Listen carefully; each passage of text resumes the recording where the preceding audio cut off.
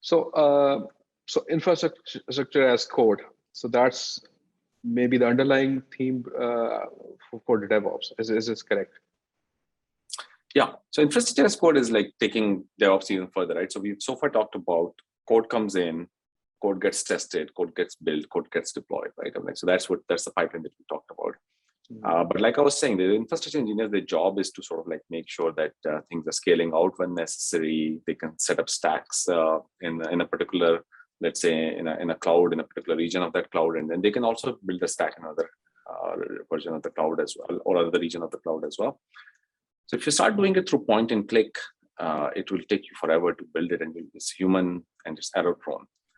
So every cloud provider, every SaaS offering provides you an API surface. So if the API surface is there, then people wrote a lot of automation on top of that API surface to write a code that will actually bring up the infrastructure. So if you're doing it in one region, you just change the name of the region and the same stack could come up in another region as well.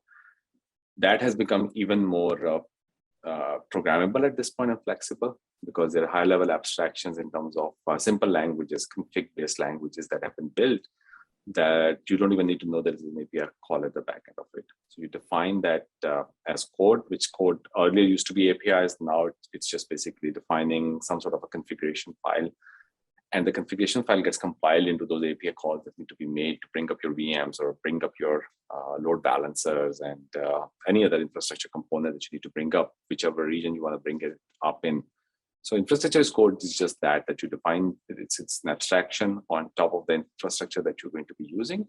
And the beauty of using, putting everything in code, even every single infrastructure component that you have in code, is that now if you need to replicate it, it's very easy. It's not human driven, so there's no chance of fat fingering something. It just happens automatically. If you have breakages in your infrastructure, it comes back up through the same mechanism. So it's much more predictable, it's much more reliable because it's still machine driven.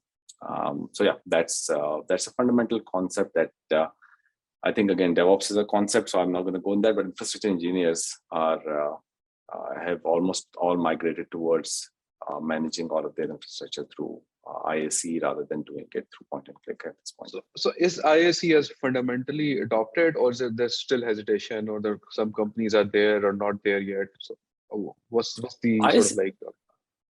IAC is very widely adopted. So IAC does not, like the friction that exists, somebody losing the job, the QA function disappearing, does not exist in IAC. It's just solving a real problem, a real pain. So IAC is very, very widely adopted.